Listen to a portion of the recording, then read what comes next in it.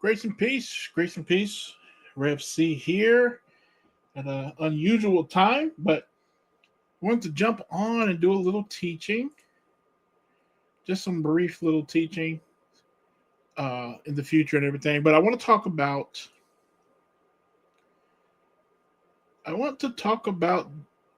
the immutability of God. The immutability of God. What does that mean? There's a quote from Herman Bavinck. It says, "All that changes ceases to be what it was, but true being belongs to him who does not change."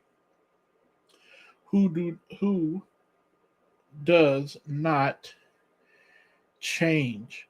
So when we talk about immutability, this simply means God does not change.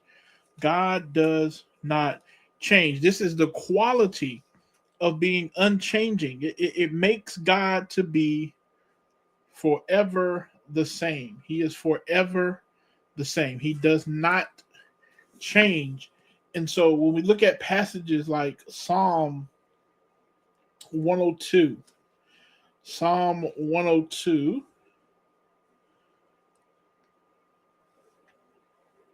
verses 25 through 27, he says, "Of old you laid the foundation of the earth, and the heavens are the work of your hands. They will perish, but you," speaking of Yahweh, speaking of God, "will remain. They, creation and everything, will wear out like a garment. They deteriorate. They lose quality. There's a decrease. But you will change them like a robe, and they will pass away. But you are the same." He does not change. This also speaks to his eternality. "But you are the same, and your years have no end." So God's nature never changes by development or degeneration. God's nature never changes.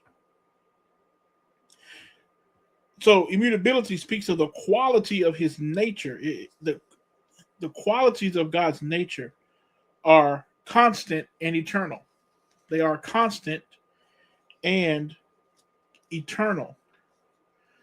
So when you think about it ontologically, there is no was or will be in God. It's just I am. It's just I am.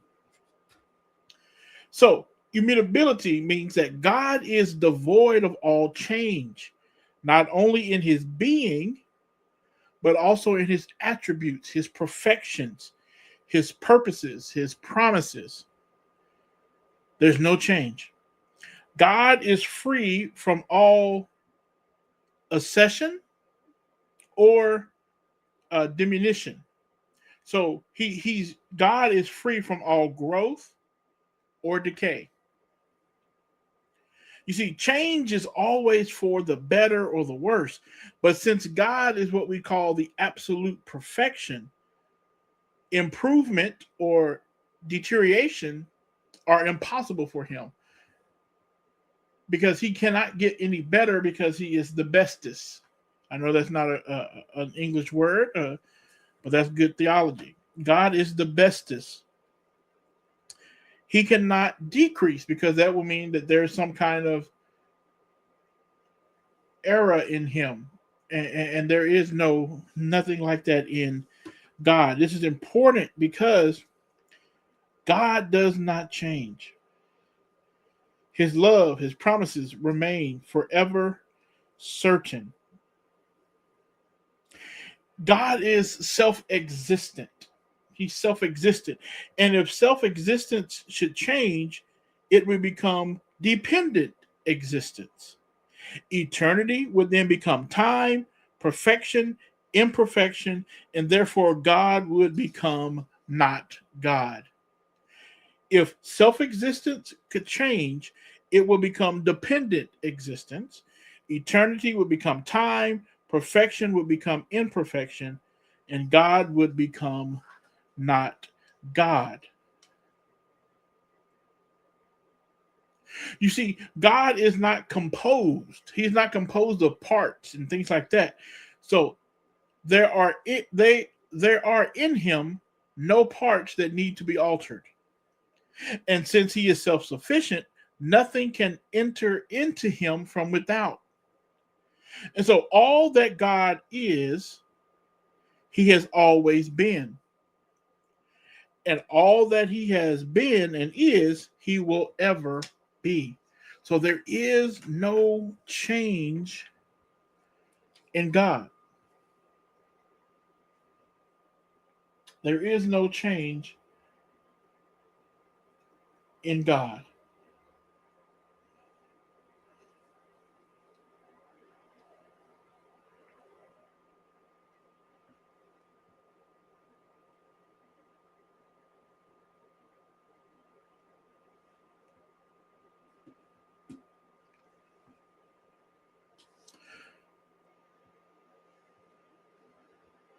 So immutability assures us that none of God's perfections change.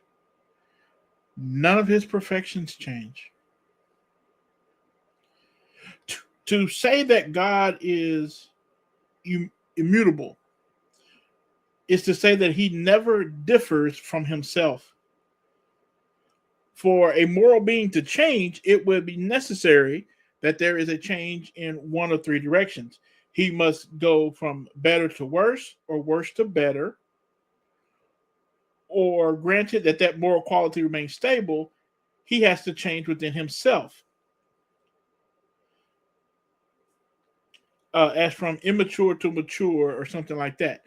But we know that God moves in none of these directions. His perfections forever rule out any possibility of change. God cannot change for the better.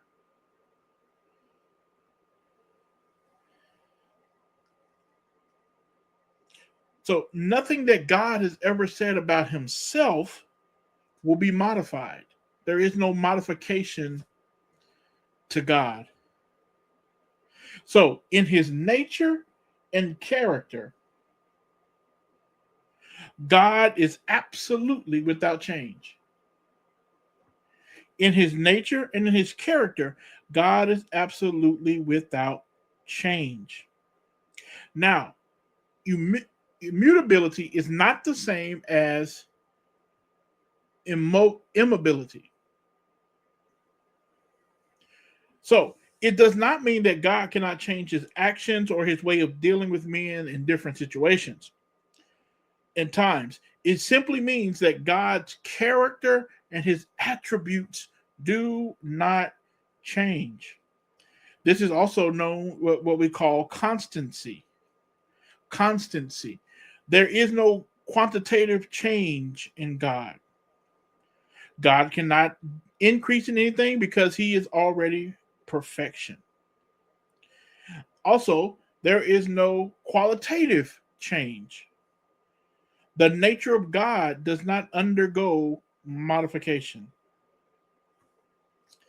So, with that brief little introduction into that doctrine, that attribute of God, there's two C's with any attribute of God. There's caution and there's confidence. There's caution and confidence. God never differs from himself.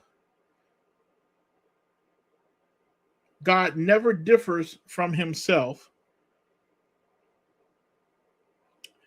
That's confidence, but there's also caution, because society may say something is no longer a sin,